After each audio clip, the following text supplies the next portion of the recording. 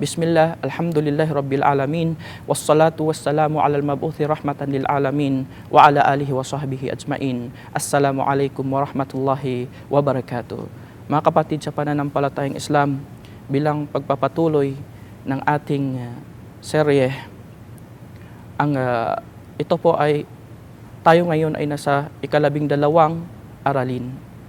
At ang aking tatalakayin ngayon sa inyong lahat mga kapatid sa pananampalatayang Islam, ito po ay patungkol sa kahigtan sa pagbabasa ng Quran at ang kanyang mga kaasalan. Ang Quran ay babasahin at ito ay salita ni Allah Subhanahu wa Ta'ala. At ito ay salita ni Allah Subhanahu wa Ta'ala na ibinaba niya kay Propeta Muhammad sallallahu alaihi wasallam ng dahan-dahan sa pamamagitan ni Anghel Gabriel. At ito ay nagsisimula sa surah Al-Fatiha at nagtatapos naman sa surah An-Nas. Ang Quran ay binaba ni Allah Subhanahu wa Ta'ala gabay sa sangkatauhan. Sabi ni Allah Subhanahu wa Ta'ala, Kitabun anzalnahu ilayka litukhrijan nasa minadh-dhulumati ilan nuri biidni rabbihim ila siratil azizil hamid. Sabi ni Allah Subhanahu wa Ta'ala, ang aklat na ito, ang Quran, ay ibinaba sa iyo o Muhammad upang patnubayan ang sangkatauhan mula sa kadiliman tungo sa liwanag. Mula sa kadiliman tungo sa liwanag, sa kapahintulutan ng iyong Panginoon, sa kapahintulutan ni Allah Subhanahu wa Ta'ala, ang pinaka may kapangyarihan sa lahat. At ang Quran ay binaba ni Allah Subhanahu wa Ta'ala upang basahin at pag-aralan at unawain ang mga nilalaman nito. Sabi ni Allah Subhanahu wa Ta'ala, Innal ladhina yatluna kitaballah wa aqamus salah wa anfaqu mimma razaqnahum sirran wa alaniyah yarjuna tijaratan lan tabur liwaffiyahum ujurahum wa yazidahum min fadli innahu ghafurun syakur. Sabi ni Allah Subhanahu wa Ta'ala, tunay na sila ang mga nagbabasa ng aklat ni Allah Subhanahu wa Ta'ala at mag-alay ng salah at gumugugol sa kawang gawa sa mga biyaya na ipinagkaloob namin sa kanila at tinahangad nila ang gantimpala mula kay Allah Subhanahu wa Ta'ala kailaman ay hindi maglalaho upang ganap na ibibigay ni Allah Subhanahu wa Ta'ala ang gantimpala para sa kanila.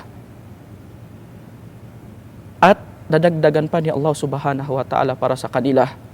Tunay na si Allah Subhanahu wa Ta'ala ang mapagpatawad.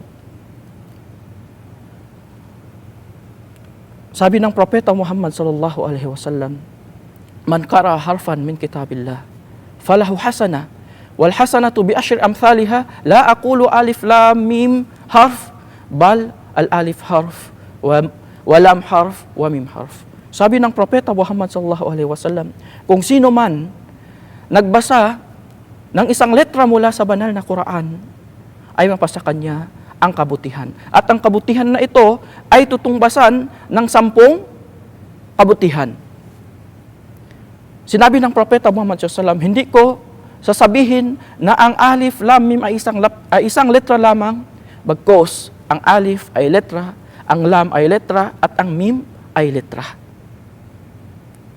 Ang ibig sabihin mga kapatid sa Islam, kung ang isang Muslim na nagbabasa ng Quran ng isang letra, 2 o 3, tunay na mapasa kanya ang 30 kabutihan. At sabi din ng Propeta Muhammad sallallahu alaihi wasallam, ang mga nag-aaral ng Quran at nagbabasa ng Quran, sila ang pinaka mainam na tao sabi ng Propeta Muhammad SAW, khairukum man ta'allama al-Quran wa 'allamahu. Ang pinaka-mainam sa inyo, ay ang nakapag-aral ng Quran at tinuturo niya ito sa iba. Mga kapatid, sa pananampalatayang Islam, ito po ay ilang sa mga kahigtan o kabutihan sa pagbabasa ng Quran, na kung saan ito po ay pinakadakilang encouragement sa ating lahat. So kaya naman narapat lamang sa atin na maglaan ng panahon para sa pagbabasa ng Quran.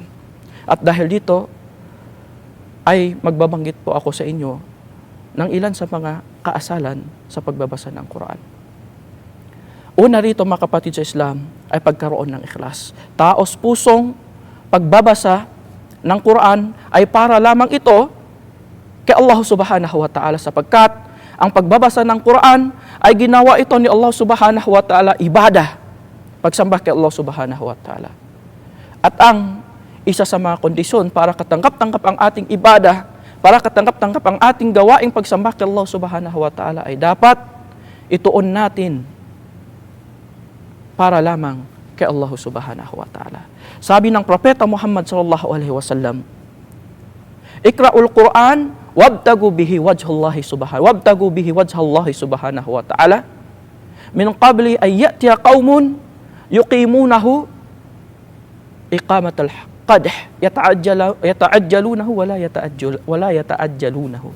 Sabi ng Propeta Muhammad sallallahu alaihi wasallam, basahin ninyo ang Quran at isasagawa ninyo ito para lamang kay Allah Subhanahu wa Ta'ala, bago pa man dumating ang mga taong mga magagaling magbasa ng Quran, ngunit hindi ito alang-alang para kay Allah Subhanahu wa Ta'ala.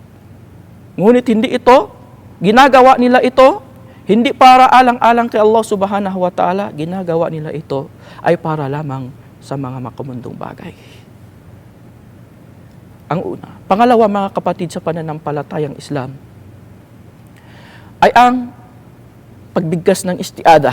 Ibig sabihin, bago basahin ang Quran, ay dapat bigkasin ang istiadah, ang pagpakupkop kay Allah Subhanahu wa Ta'ala mula sa isinumpang Satanas. Sabi ni Allah Subhanahu wa Ta'ala, فَإِذَا قَرَأْتَ الْقُرْآنَ فَاسْتَعِذْ بِاللَّهِ مِنَ الشَّيْطَانِ الرَّجِيمِ. Kapag nagbabasa ka ng Quran, ay magpakupkop ka kay Allah Subhanahu wa Ta'ala mula kay Satanas. At ang pangatlo, mga kapatid sa Islam, ang pangatlong kaasalan sa pagbabasa ng Quran ay ang pagsasapuso habang nagbabasa ng Quran at unawain, pagmuni-munihan ang mga nilalaman ito. Sabi ni Allah Subhanahu wa Ta'ala, afala yatadabbaruna al-Quran? Hindi ba nila iniisip, pagmuni-munihan ang Quran? Am ala qulubin akfaluha, o kaya nakasarado na ba ang kanilang puso?